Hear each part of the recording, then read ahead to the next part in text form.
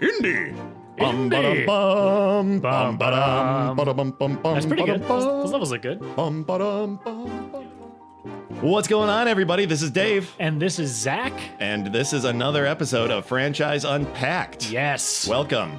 We are here, Zach. We're also doing a live cast. So yeah, this is our you first time. If you're watching this on Facebook, we just decided literally 2 minutes before we were going to start recording. We're like, you know what? We're gonna show people the process. Yeah. How much fun we have. We'll doing put it this. up on Facebook. You'll see all the editing we have to do. Oh, yeah. Or not so much. Yeah, well, there's a lot of. I tend to edit out the awkward silences. It's all the awkward where we just stare.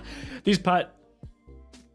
And These for the audio podcasts- media, for anyone who didn't Yeah. see it, we all just stared at the camera. So And I'll leave that silence in. absolutely, you have to for dramatic effect. So this franchise, it was really interesting. So Yes. last week when we were deciding what franchise we were going to do, how we wanted to approach it, and it's been on our list, but Dave said, well, we should do Indiana Jones.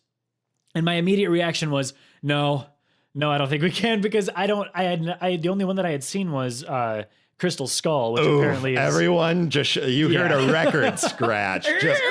When he told me that, I almost passed out. You were mad. I was very confused. Yeah. I mean, I know there are people who have not seen Star Wars and Yep. people who brag about not seeing James Bond, but like Yep. Indiana Jones, and I then know, but- having only seen Kingdom of the Crystal Skull. Yeah. Well, wow. I saw it, I went to the theater with a buddy of mine, and it wasn't my choice to go see it, but he was like, hey, we need to go see this Indiana Jones movie. Sure. And I was like, oh, all right, whatever, because Crystal Skull was what, 2006?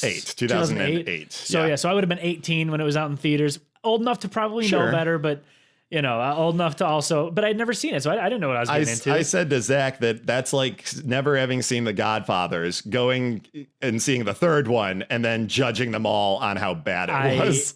I may or may not have seen the Godfather movies either. Ooh. I have them. They're on Blu-ray. They're Oh my shrink wrap. gosh. Yeah, we'll watch the first two. We won't talk about the third. The third one's no bueno. No. It is should not have been made. Really? It was a money grab, and it was just terrible. But anyway, so Anyway, yeah. Indiana Jones. Dave brought that up, and I was I don't know.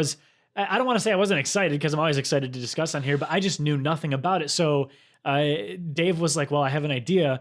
We're gonna have a movie night, and we're gonna watch some Indiana Jones." And we sure did. So yeah, and that was a great time. We had a lovely dinner with Yep. my wife and your girlfriend, Yep. and Yep. we watched Raiders of the Lost Ark. I made sure you had to watch that, and we watched most of The Last Crusade. Yeah. We did skip Temple of Doom, but I wanted at least to get my favorites in. Sure. Well, and we didn't finish Last Crusade. No, right? we did not. Yeah, you've got to finish that. Yeah, and we kind of were like in and out during it. Sure. We Yeah, started doing like this. We started doing our own version of like Mystery Science Theater 3000. Yeah, and it was fun. It was great. Especially with those kind of movies. And we mentioning that we might have some announcements about some possible future more live casts and more possible commentary situations 'cause, coming down the line. I don't know. I know that I always, anytime that I'm listening to a podcast or watching a show or something, there's something really just kind of cool about seeing the behind the scenes. Oh, sure. Which is why, to anybody watching on Facebook, I just like, that'd just be kind of cool to put up there and see. Yeah. But I gotta say though, I was honestly really, really impressed with Indiana Jones. Sure.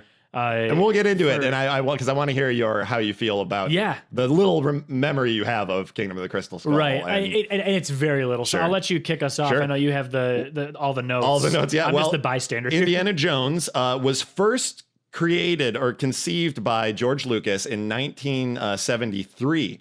When he was That's currently early. he was currently working on his script for, and we had mentioned it in our Star Wars episode, his Flash Gordon script, and he was working on this, and it was called The Adventures of Indiana Smith, and originally, because he was trying to get these. He's like, well, I can't afford the rights to Flash Gordon, or I can't afford the rights to the old serials of the 30s and 40s. I'll just write my own. Okay. That's why it has both those movies have like such that old feel. It's got this very unique touch to it. And the adventures there, kind of like almost out of control adventure. Would that have been around Star Wars time then? It would have been. Okay. Yeah, because 77 was when A New Hope came out. Okay. And then the reason why Indiana Smith wasn't produced was because the original director was pulled away that year in 73 to direct a Clint Eastwood movie. So they had it optioned. Ooh, okay. But then he kind of like they kept pushing it back and pushing it back until eventually in 1977, when in May, right after Star Wars came out, George Lucas went to Hawaii, went to Maui to try to escape some of the fame. And while he was there, his friend Steven Spielberg was there. And Steven was like, hey, George, I've always wanted to do a James Bond type movie. Really? And George Lucas looked at him and said, I've got something better. The Adventures of Indiana Smith. And he went over it and he said, it'll be about, fighting the Nazis, looking for these relics and stuff. And Spielberg loved it so much that he was like, we are doing this. Obviously Star Wars came in. George was still working on Empire Strikes Back because they were immediately filming that in 80, but Raiders came out in 81. So and right after, happened to run into Spielberg, and I think they probably talked to because they were old time friends. So I'm sure he was like, hey, come on down to, you got all your Jaws money. I've got all my Star Wars money now. Oh man, yeah, that would have been right after Jaws. Jaws was technically the first, a lot of people consider the first blockbuster movie. Do we have ever. Jaws on our list? Because that would be a hilarious franchise. That'd be an awesome one that to is do. just after the first one. Oh, it goes downhill quick. Hilarious. I went through a little digression. Cold black eyes. I went through death a eyes. Jaws phase. Oh yeah, where I bought like the pack on VHS. And it was like, I mean, did you have Jaws 3D? No, this was the third one, right? No. The 3D was when they like re-released it, right? Didn't they give it the 3D treatment? Maybe. I think so, but I mean, I could be totally wrong, but man, that's a total digression. Just like sharks. I just forgot about Jaws until just now. Like, I forgot there was a back thing. into it. Zach's gonna quit everything and become like a fisherman. We'll see him on Deadliest Catch. I'll fish with like just one gun though, and I'll just like kind of go insane, like looking for the shark. Exactly. Yeah. But yeah, they changed the name from Indiana Smith to Indiana Jones, and Indiana Jones's full name is Dr. Henry Walton Indiana Jones Jr. Wow. He was named after the dog. Sean Connery, the dog, which has two meanings. So Sean Connery plays Dr. Henry Walton Jones Sr. in The Last Crusade. He is his father. And he says, we named you, Indy was the nickname after the dog. In the beginning of the movie, you see a husky, and when young Indy comes in, played by River Phoenix, runs in 1912 to his dad's house, there's a dog on the ground, and it's a husky. Now, the reason why there was a husky on the ground was because George Lucas had a dog, when he was writing Star Wars, had this big Malamute husky named Indiana. Really? And that's where he got the name. And he was also got the inspiration from Chewbacca there, because there's a picture of him driving around in his old car in this old beautiful Cadillac or something. And in the front seat is his giant dog, and sitting, it's a big Malamute. It's bigger than him. It appeared taller sitting. So sitting down, it looked like there was this giant fuzzy monster as his co-pilot. Yeah. And that's what he saw the picture, like, wouldn't that be great if there was an alien co-pilot? Like, and that's where Chewbacca came from. So his dog inspired both Indiana Jones and Chewbacca. Wow. George Lucas's do you know dog. what made them change it from Smith to Jones? I mean, know they both seem pretty generic. They did, and that's why they wanted Smith or Jones, because they wanted a very American name. I mean, hell, you name him after a state, and then you name him after. So Smith and Jones. Smith just doesn't have the ring to it. Yeah. And then, but do you think though? I mean, like, I don't know. I'm just thinking, like, if it was Indiana Smith from the beginning, would it have the ring? Oh, probably. You know what I mean? Like, well, it's like hearing James Bond and the story about how he was named after a bird watcher. You're like, oh, well, that sounds wimpy, but we've been used to James Bond for the last 60 years. That's the most awesome name ever. You know, he's the awesome total spy. But yeah, and Indiana Jones, this is a very common. A lot of people do know this, but was originally supposed to be played by Tom Selleck. Tom Selleck? Tom Selleck was, I mean, they were in final negotiations. They loved the screenplay or the auditions. Yeah. He was, and you can actually go on YouTube and I think see his audition tapes. There's something a little different. He's a little more brash than the Indiana we're used to. But the reason why he didn't get it was because of Magnum PI. Okay. I think NBC is one of the NBC, CBS, right? Whoever ran Magnum PI. Mm-hmm. Knew his contract was up, and they knew that he was in auditions for Indiana Jones, and they said it was kind of announced that he was up for this role. Then they re-upped his contract, forcing him back into Magnum PI, which, because they got the buzz of him going to become a movie star, and they're like, nope, we'll keep him. Which got, I mean, Tom Selleck's amazing. He went on to, he's still doing great things, and Magnum PI was a phenomenal show. I never even saw it. Oh, it's great. It's about a sexy detective down in Hawaii. Oh, like he's got story of my life. Detroit Tigers cap, and he rides around in like a convertible Corvette. It's 80s cop sexiness. Perfect. So perfect. But yeah, then we get it leads into another story about George Lucas and Steven Spielberg. They were talking. They're like, well, we lost Tom. What are we gonna do? And they were watching I think, dailies from Empire Strikes Back at the time. So they were editing Empire at the same time, or just looking over it, and because George wasn't directing Empire, he then became writer, executive producer at that point. Yeah. But he was watching the dailies and they're like, who are we going to cast? What are we going to do? And there's Han Solo on their screen. And they're like, well, why? He's a leading man. My God, he's a leading man. And they were like, I don't know. I don't want to get into the Harrison Ford business. I don't want to feel like we're a one-trick pony. Right. But man, they had him read, and the rest is history. Yeah. They're like, we have Indiana right in front of us. Yeah. And again, maybe it's just because I've only ever seen him as Indiana Jones. Sure. You know what I mean? Like, there's nobody else. But the way that role is written, it just seems like it was written exactly for him. Yeah, a little bit of brashness, that charm, but also like the seriousness. Speaking of the charm. Oh man. Well, yeah. So in the first movie, he's in this classroom and he's teaching. And you guys, this is brand new to me. Like, this is, I don't know, this movie, I know it's super old to everybody else, but to me it was brand new. And he's in this class and he's teaching. He's a professor of archaeology, and all of the women in the class are just like fawning, totally fawning over him. And then this girl blinks and she has "love you" written on her eyelids. Yeah. Oh my gosh. Enough to stop him and stop his train of thought. Well, the best part of it was shot so well because it was blink, love you, and then he looks, and then it was does it blink, more deliberate, like a little bit slower. And they're all just like basically drilling. And it's the same thing too when they go back in Raiders of the Last Crusade. Yeah, it's this group. All the women are sitting in the front, and it's funny. And this is just a history, like. In the 30s, a college class filled with women, an archaeology class, it's just a little odd to me.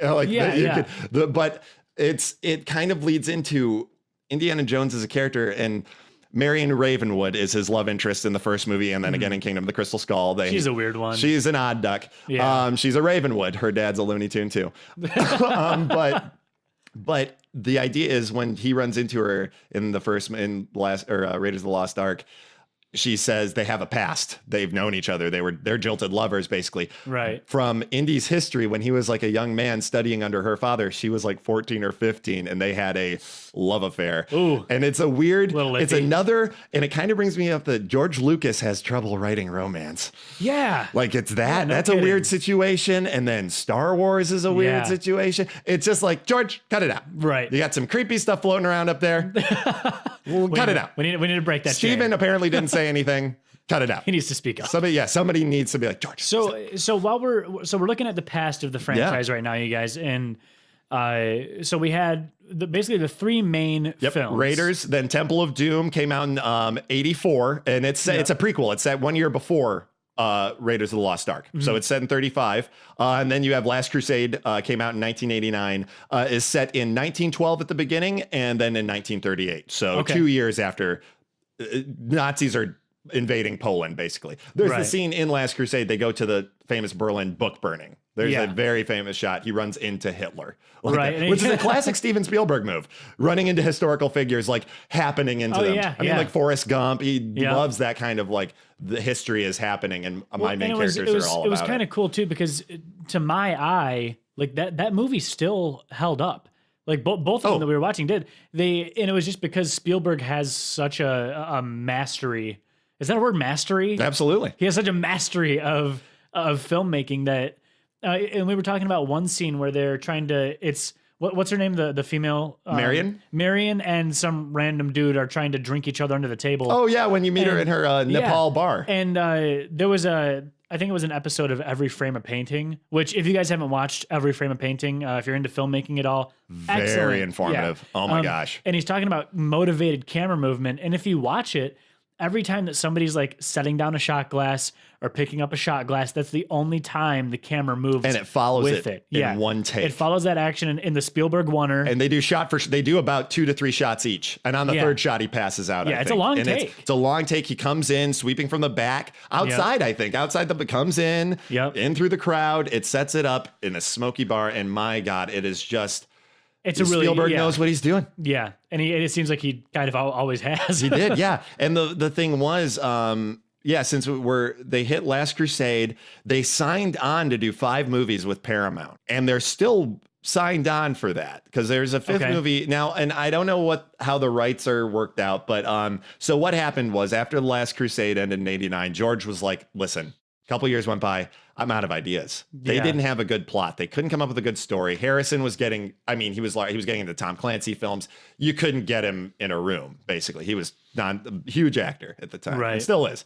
Another problem was a couple years went by, Spielberg does Schindler's List. They try to keep coming back to a script after Schindler's List, and he goes, I can't use Nazis anymore as villains because if you watch the Raiders of the Lost Ark and Last Crusade, the Nazis, he said they're almost cartoonized. That's I was going to say they're evil in it, but they are. He's like, we're making light of these villains because you have to in that kind of movie. We're not going to see a concentration camp in an Indiana Jones movie. It's not that kind of take film. It out of that world. But it's like we know of the horror. Now we're fighting it up front. Right. And it proves the point you can do anything to a Nazi in a film and everyone will cheer. And I was just going to say that because they sort of treat them as these cartoon characters. To the point of their heads are blowing up at the end of Raiders, melting and blowing up heads. Yeah. And you're like, woohoo, get those Nazis. Yeah. But then I completely understand. And I just found this out today when I read this, that Spielberg was like, after Schindler's List, I wouldn't be able to do that. And I would be making a mockery of my people and of like the horror of the World War II. Yeah. Yeah. So they were caught in this limbo period.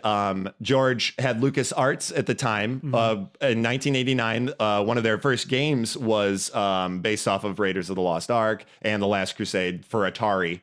And then LucasArts came in in the early 90s and started producing their own games. And George, that's when he was like, we're not going to make any more movies. We're going to produce a TV show, The Adventures or The Chronicles of Young Indiana Jones. And that didn't last. Didn't last. It was only about a season, I think. And it was inspired by how fantastic everybody loved the River Phoenix sequence in the third movie. Right. Seeing him as a young man. River Phoenix in the TV show? No, I believe he had passed away by that point. Okay. River Phoenix, he OD'd tragically outside the Viper Room. And you can actually go on YouTube and hear Joaquin Phoenix, his brother, calling the ambulance. It's rough. I don't even know Johnny if I Depp was that. playing. That's Johnny rough. Depp owned the band, owns the Viper Room, and he was also playing on stage at the time with his band. Yeah, so it was a whole smattering of drugs and celebrities of the early 90s, and it was. It's so tragic. sad how that. I feel like that's. With some of those like high level celebrities, that's just, and especially he was in, he was in Stand By Me. He was a child actor. Yeah. So he was coming, well, and especially back then they didn't, especially back then, like that protection. Era of like child actor and Drew Barrymore. She's lucky. She was able to escape, but like Macaulay Culkin, it was bad news bears. Oh yeah. But yeah, so George was like, I'm going to take a step back from these movies. So did Steven. That's when Schindler's List came out. And they were like, we're really going to take a step back. They started flirting again with another script come the 2000s. And they're like, you know what? Time has passed. We could make it against the Russians. They started getting the idea for a sci-fi B movie. Because in the 40s and 50s, there were those great, Invasion of the Body Snatchers. Sure. Play that angle. Floating around. Disney, they make their movie in 2008, Kingdom of the Crystal Skull. It's set in 1957. Indy's back. It's weird, too, because there's a lot of stuff that's bad with it. Shia LaBeouf is in it, playing his son, Mutt. Well, so before we get to Crystal Skull, which we'll sort of call present, I guess. Yeah. While we're still in the past of the franchise, a little bit, there's some stuff. Yeah, definitely. So as far as the video games go, there were a lot of video games that came out. And there was a whole section of them, like the Infernal Machine I had, Indiana Jones for Nintendo 64 and for DOS PC came out. Was a terrible game. Not a great game. A fun adventure puzzle game. Well, when I lived with in LA, all the music, but when I lived in LA with Wes, we had a gaming channel for a while. Yeah. And we played that on the gaming channel. And I couldn't even get through it. It's goofy. And I just remember, I'll never forget it. There was like a line that he said whenever he could whip something, you would hear him go, and it was like the most compressed audio. I'm an actor. He goes, he literally goes, I'm going to whip that thing. But it's like, it's a really hard, it's like, I'm going to whip that thing. Whip that thing. Yeah, he's like, oh, this is precious. Yeah. It was like a bad actor doing an Indiana Jones impersonation. And it was hard though, too. It was a very difficult game. Of that era in the 90s, I remember having Star Wars Episode 1 for computer. Those third-person adventure games, you didn't have the controls good yet. Like No, not at all. Mario 64 was great. That was ahead of its time, sort of. But that was also that was like a direct Nintendo license. And they ported it from a PC two N64. Right. And it just didn't work. Yeah, it just didn't work. Especially when you're trying to aim accurately, shooting Soviet soldiers. You're trying to whip it. I'm gonna whip that thing. I'm gonna whip that thing. Yeah, it was a fun game. I put hours into it because I was young, but I loved Indiana Jones. I loved the franchise, so it was anything to kind of inundate myself in this world. Right. And also there are importantly several theme park attractions in Disneyland. There's the Indiana Jones minecart ride, which is inspired from. Oh, it's a great ride. I believe it's still there. You said Universal? No, it's in India. It's in Disneyland in California. Okay. Oh, okay. I've never been to Disneyland in California. Yeah. And in Disney World, at the Hollywood Studios, they have the Indiana Jones Stunt Spectacular. Yes. Which I have starred in last year. Ladies and gentlemen, finally, my dream came true after years of seeing the Indiana Jones Stunt Show and never being old enough to even raise my hand for it. I was brought on stage, and if you're subscribed to our Instagram, we're going to be posting a bunch of pictures of me on stage. Yeah, check it out on Instagram. We're going to be posting that for sure. Cairo, Egypt townsgoer. We were all the extras in several big scenes from the first movie. Oh man, and I can't you wait. will see me in costume, and I haven't even seen those yet. I need to see those. Yep, too. I will be sending those over. But yeah, so there have been. You see, Disney actually in 1984 had sort of started their agreement with George Lucas. They got Star Tours, they got some Star Wars stuff into their parks. They got the rights to the Indiana Jones rides and stuff. And then in 2012, when Lucasfilm sold to Disney, Indiana Jones came right with it. And that is when Kathleen Kennedy, the CEO of Lucasfilms, now that Disney, she's like the head of it for them with them. Right. Kathleen Kennedy, George Lucas, and Steven Spielberg and Harrison Ford all started sitting back down, going over a script for a 5th installment, which Shia LaBeouf will not be returning for. Well, I guess that's going to be getting more into the future. Yes. But as far as Kingdom of the Crystal Skull goes, I honestly, that was, and I hate to say this because it makes me sound like a jerk to the franchise, but that was one of the more forgettable movies that I've seen. I've seen it once. Yeah, I mean, same. It's been on TV and I've had it on. Yeah. And it's a shame because Cate Blanchett is plays the Russian commander. She's great. She's always great. I don't even remember that. Yeah, it's fun seeing Marion. And I love the idea of fighting communists. They're a great villain too, Russian communists. It's like you're basically turning into an American James Bond at that point, but it's fun. Yeah.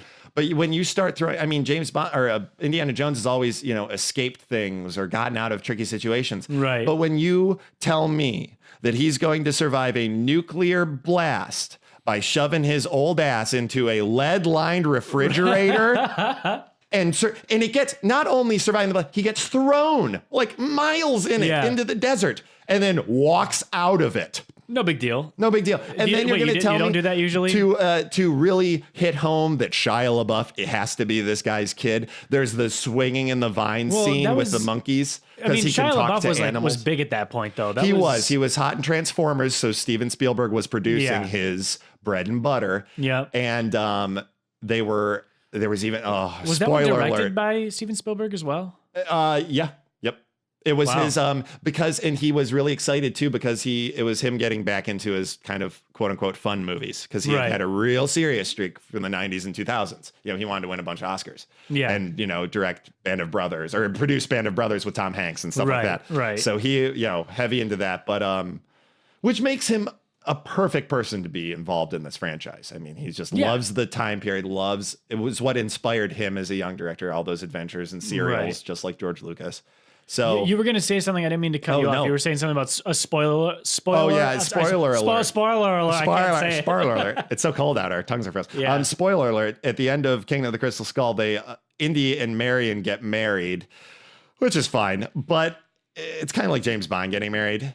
Yeah, you don't need it, but Indy and her get married, and then Mutt, the church doors blow open, I think, or a window blows open, and Indy's famous fedora falls off a hat rack onto the ground, and Shia LaBeouf reaches down to pick it up, almost puts it on his head, and then Indy luckily grabs it and says, "That's mine," and puts it on and walks out with his new wife. Yep, exactly. Yeah, and I almost walked out screaming. If Shia LaBeouf, if they had the nerve to pass it on. Yeah. And we'll get into future of the franchise because there was one more rumor a couple years ago that they were floating around that was very predictable. Yeah. But I mean, hey, well, I mean, we might as well. We've discussed the what I would call the present of the Indiana Jones is Kingdom of the 2008 to now has just been Kingdom of the Crystal Skull. And that's there haven't been any video games, nope. regrettably, because now I don't think not even a Lego one, right? No, yeah, I take that back. There were 2 Lego in 2008 and 2009. I was going to say they were right around that time. And I think they did it for the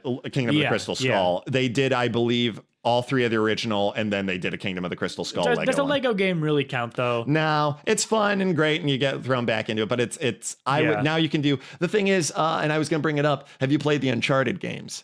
A little bit. A clear inspiration from Indiana Jones, modern day, now and that I've from seen Tomb Raider. Indiana Jones, yeah, Tomb Raider. You can definitely tell that kind of cornered the market. Maybe Tomb Raider and that have kind of cornered the market on those types of games. But I feel like now that Disney doesn't produce their own video games, regrettably, I feel like they should because they have more money than they know what to do with. But they keep they outsource to EA. And now LucasArts doesn't exist anymore. And I feel like that, you know what, they should have just kept that as their video game producer. Yeah. Made it Disney Arts or something. Just revamped it. And who knows, they may, They might. I mean, because then you got Monkey Island and stuff like that. How is it that we haven't gotten into legal trouble yet? We've been talking about Disney this whole time. I know, we're just waiting. It'll happen, It's a boulder that'll run us over. Yeah. Well, we'll be Zach and I in a temple, and then we'll try and steal a Mickey ear, and then while it's floating, it'll be like a floating head. Actually a little rocket propellers in the bottom. I was gonna make or we run into a book burning and he signs our book. What? Oh, there's our legal trouble. It is. Hi, Walt. We know you're watching. Oh my gosh. Yeah, we know your head in the bottles watching. There it is. Where did that rumor start? Or was that Futurama or something? Or I think it was just kind of a rumor that always, because it was frozen. technology that was coming out at the time, that was always around. Because there was not Barry Bonds. There was a baseball player who did it. The cryogenic freezing. Yeah, they did it to cure the disease. I think it's just a rumor. Then there was a fan film.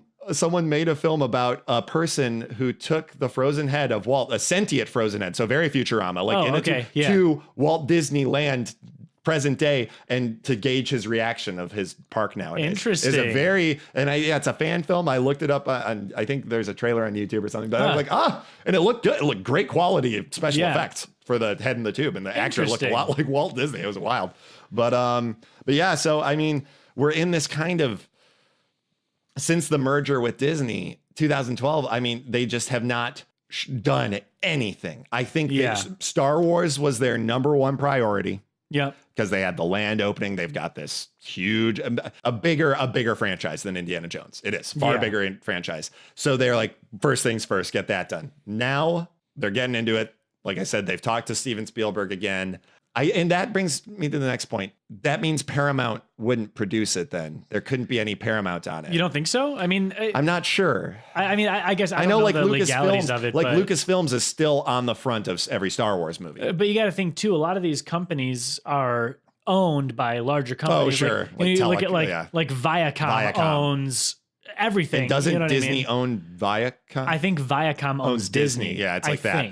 And yeah, so they might be, well, and that kind of is a little side note. I bring up Paramount because every Indiana Jones movie starts with the Paramount logo, and then it fades into a real mountain or a hill. In Kingdom of the Crystal Skull, it was a gopher mound, and you thought it was a desert mountain, and then you see the top come out and a gopher stick his head out. I could see them doing that though with the Magic Castle. Oh yeah. You know what I mean? Like have it be fade into a dilapilated temple or palace. Yeah, that would be really cool. I think they would still find a way to work that in. Or the thing is, what Disney does, like I said, you don't see I remember when episode 7 came out, I was like, oh, are they going to do a cool Disney castle with X-Wings flying around it? You know how every Disney movie you see, it's themed. The castle, it's really cool. Yeah. They theme it to the movie, and it's neat. Every time it's slightly different. And it's, which I never really notice all the little details, but I need to start paying more attention to that. Yeah, we just watched Coco again. If you haven't checked out Coco, I haven't seen phenomenal. That. Really, you're going to cry.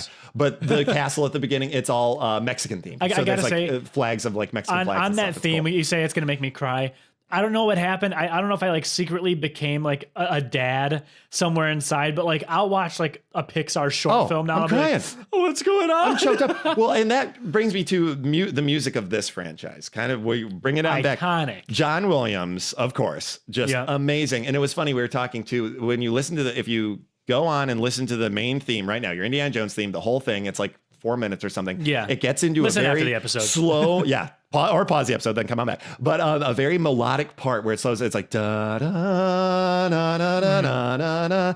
And it sounds so much like Han and Leia's theme from Empire Strikes Back, because John Williams would have been composing them pretty much back to back or at the same time when they came out. So there's just so much of that influence of that John Williams, but then you get that traditional bum ba dun dun. It's just I hear the music. I was listening to it at work too, right before I left to come here. I was just kind of getting warmed up, and I got choked up just listening to it. I listened to Leia's theme from A New Hope, and I'll get choked up. John Williams is one of those composers who, and it's just me because I'm a huge nerd and I can see the scene that it's right. That when I hear the music, and that just goes to show that his music, and any good composer, that should be able to draw an emotion out. Like that's why I love film and television so much, just that medium of video, because it's the only medium where you get to interweave music and the incredible acting, footage and lighting work. and there's so much that goes into it. Design. It is such a collaborative effort. And when you have a good composer like that, somebody who's beyond a good composer, a genius composer, and they're able to make that stick with you, that speaks volumes about what they're able to pull off. And he is, I believe, 92 or 93. John Williams. His son is one of the lead singers of Toto. Well, that's about how old. That's about how old Harrison Ford's going to be when the 5th one comes out, right? Well, yeah, right. The thing is, though, John Williams is confirmed to compose Indy 5, which is slated for 2021 release. He's also will be officially finishing. He's already finished episode 9. So, and I heard rumor that it will be his last Star Wars. He is. Wow. Because I don't think we're going to see another Star Wars movie after episode 9 for another probably 3 to 5 years. They're going to give it I think there's going to be an appropriate break and then I think they're seeing that it's dropping off a little bit. They need to pump the brakes, give some other, in it. But we've talked about that. But as far as the future of Indiana Jones goes, and we're looking at episode just number 5. Yep. I feel like Harrison Ford is going to be too old. How do you feel, kind of leading into this, plot-wise, Kingdom of the Crystal Skull, how do you feel about having aliens as opposed to mythological or religious artifacts? I could take it or leave it. At this point, they've already introduced it to the world that they're in. I hear that they are not going to go a sci-fi route again because it turned out so poorly. Yeah, I mean, I would rather not see it just because everything else is sort of rooted in reality and rooted in things that we have seen. Human mythology. Yeah, and it's something you can put in a museum, that we know about to search for to put into a museum. Crystal skulls, and we're going to get comments probably, but yes, the crystal skulls are a thing. They are mythological. Yes, they are real. But when you, I looked at it as you were changing a fantasy adventure movie it's like if you took Lord of the Rings and then in Return of the King, the last movie or the last book, you decided to bring in aliens, literally bring in another fantasy element. You already had the magical aspect or fantasy aspect of the Holy Grail or the Ark of the Covenant. This is in the Bible. The Ark was used as a weapon. The Grail they gave powers to the Grail that aren't discussed, but you're like, okay, this is something I've heard of. Why couldn't you have searched for Noah's Ark or look for, or one of the games he goes to Atlantis, find Trident, Neptune's Trident. I would love to see that for the 5th movie. Find, it doesn't have to be Christian religion. It's great. It worked out, but in Temple of Doom, it's Indian. He's an Indian, and they made up the I believe the religion and the artifacts. You know what? I would even be while we're kind of on speculating anyway, because I don't think there's any info on what it's going to be. Not that I don't found think anyway, so. Not but what I would read. love to see. I mean, and given this is a little bit dated now, but back in 2012, they were talking about the Mayan calendar ending. That would be cool to have him. Something's going on with those ancient Mayan temples. You can go back into the Mexican. That's awesome. Or I had mentioned yesterday, the Spear of Destiny, which was once held by Hitler and Caesar. All the great. It's this artifact that stabbed Jesus while he was on the cross. That's the Spear of Destiny. And I'm like, that's an amazing, another great artifact. Yeah, artifact. The Shroud of Turin. Yep. There's so much. It's. I don't know. I feel like keeping it rooted in human history and mythology and religion is the way to go. Yeah. It makes it shows that, especially in that first scene in Raiders of the Lost Ark, when the government comes to Indy and they're like, you know about this stuff. He's like, they found they found the city. The Nazis found it. Like, people have been looking this for hundreds of years. It's his excitement, it makes him a professor. If you all of a sudden you're like, oh, there's aliens now? Well, I've never read anything about this. There's no human history about aliens. Right. It's like, I don't want to discover this along with him. I need James Bond to know what to do. I need Indiana Jones know what to do. I need Luke Skywalker to use the Force to know what to do. So while we're still talking about some of this future stuff, and while we still have a few minutes anyway left on the old ticker. That makes it sound like our hearts are going to give out. Tune in and hear us talk about We're going to die in 5 minutes. Our lumbago. But as you know, normally we're all about the open world video game that can come with it. I don't think that would work for this. I think I would love to see like almost like a single large temple, but make it like a Metal Gear Solid. Well, maybe make it like a detective mystery. Oh yeah, where you have this like maybe docket of some clues. And you need to figure out where this artifact is based on these things that you're finding. Like, make it a true puzzle solver. It could be like that. Massive open world where you keep having to go back to different temples and solving puzzles. Yeah. Just not multiplayer. Or the multiplayer aspect, you get a Sala. You get like Indy. You get a Mutt. Or you could have Short Round from Temple of Doom. Now you haven't seen Temple of Doom. No. Temple of Doom. And I don't know what happened to Short Round, but he is Indy's boy companion. I've seen, Dr. Jones. Yeah. A very racist, is it not? like stereotypical. I mean, Dr. Jones, okay, Dr. Jones, hold on to your potatoes. Like, oh no, he's basically Mickey Rooney in Breakfast at Tiffany's. Like, I've actually never seen that. If you want to see the most racist portrayal and like accepted racist portrayal of like, it was a little bit easier gentleman. to, I guess, get away with it. Not that it should have been easy to get away with, but squinty eyes and like buck teeth, racist. Yikes. Like they go and like the yikes. Hair. Yeah, it's real bad. But you got me thinking though on the video game topic. Yeah. What if, and I'm just like, just kind of free thinking here.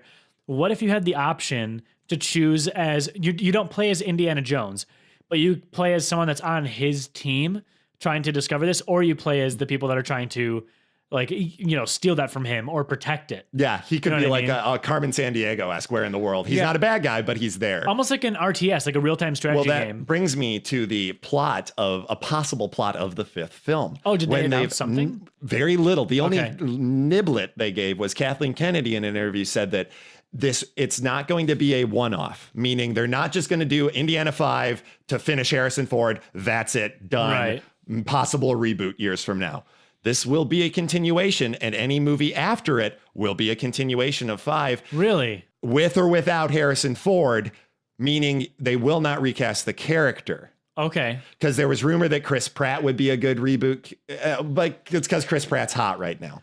If we're going to get a new Indiana Jones, I don't know. You know that he's got to have a kid then who's named Indiana again. Well, Mutt is his son. And could he have another one? I mean, he could. He could. Yeah, he could have a bunch of kids all over the place. Yeah. Who knows? But the thing is, I don't know if do you kill Marion off? They're married. Do you make him a widow now? Right. Because it's like it's when you ground him with anything at home, unless it's a Fast and the Furious movie where literally their family are like, no, go on an adventure and go almost days. You're fine. Right. Me and the baby will chill here. You're good. Yeah. Where you don't have to worry about the family at home. It's not even like a plot point. It's just it's why James Bond never has a wife, or when he does, she gets killed in the next movie. Right. Cause it just, So I would like to see maybe he starts an adventurers club, young men and women who inspired by him and Jock's adventures. Jock is pilot. Saying, how can they title the future ones Indiana Jones then? That's why I'm saying maybe he has to have like a son that's Indiana Jones. You have to make it. You have to title it like Indiana Jones and the Adventurers Club, and then it becomes the Adventurers Club saga. Right. And I say Adventurers Club for people who are Disney fans, because Disney at Downtown Disney, there used to be a thing called Downtown Disney. There used to be a bar or restaurant there called the Adventurers Club, and it was very interactive. All the things, it was great for kids. A lot of that safari and that sort of themed. Right. So I think that it is no longer around, but if you could do, or the Discovery Club, you ground it, give it a little bit of that Disney feel, because Right. that's what they're going to start doing, and make it almost that DuckTales-esque. Woo. Yeah, where they're in like I mentioned, Jacques Lindsay, who was Indy's pilot in the first movie. Yep. He another thing in 2015 in Disney Springs in Florida, they opened Jacques Lindsay's Hangar Bar, which Kim and I ate at. My wife Kim and I ate at last year, and it's phenomenal. Really good drinks. They have Reggie's Poison, which is Reggie the Snake, where Indy famous says, "There's a big snake in the plane, Jacques. Right. I hate snakes." But yeah, it was a awesome themed restaurant, and it felt like you were in an old timey hangar with all these old relics from their adventures throughout the years. And I'm like, that's a great idea. Put it in like 1959. Yeah. Indy's had his adventures. You know, he doesn't, and make him save the day at the end. That's what you want in those. Like, if they do another Ghostbusters movie with some of the original Ghostbusters in it, which I think this new one is, it's not the reboot. Yeah, there's the third one coming out. That teaser trailer they showed? I haven't seen it. That's in the Dan Aykroyd, and he's in it. Bill Murray, apparently all the old Dan Ghostbusters. Aykroyd kind of lost his mind though, didn't he? Yeah, he's great. Well, Crystal Skull vodka. Yeah. Bringing it on back. Yeah, he's always, they said the original script of Ghostbusters was cut up so much. He had interdimensional travel. He had aliens in it. Ghostbusters weren't originally only fighting ghosts. Wow. That's why Zool comes from another dimension. It's all very still very out there as far as just ghost hunting goes. Wow. But and all those terms and stuff, he's obsessed with it. You know, I mean, not to. I mean, we can with any of these franchises. I feel like we could honestly, just go on and basically on. For the future, I'd love to see a great fifth film. Yeah. Don't pass the torch. Don't reboot it. Don't reboot it. No, it's got to be something new. Do it well enough to continue the story and do it for Indiana this generation. Jones. Yeah. Let's get another awesome ride at a theme park. Oh yeah. That stunts show is still going strong. I'll be going again this year. Yep. Maybe I'll try. Maybe I'll try and get Kim up there on stage. Oh, that'd be so cool. And then video games, like we mentioned. Yeah, something in open world. There's plenty of room for them to grow and go there. But and you got Disney money now, so Walt. So infinite money. Yeah. You better whip it into shape. I'm gonna whip that thing. Whip that thing. Well, on that note, you guys. We're going to be wrapping up today's episode, but we just wanted to say thank you so much for joining us, and everybody who was on the live cast. Yeah, I can't even see the screen yet. Anyone that's at on least the 2 or live 3 cast, people. we definitely appreciate you guys stopping in. And everyone that's listening to the podcast, just as it's airing normally, we always appreciate it. Love and appreciate you guys. Be sure to do us a huge favor, though. If you guys can pop onto iTunes or Google Podcasts, whatever, and just give us a 5-star rating or however they have thumbs up. I don't know how they do it. Subscribe, on all of them, share the numbers. I mean, it's crazy. We were looking at how much it's growing and expanding because of everyone who's shared and told people, their friends at work.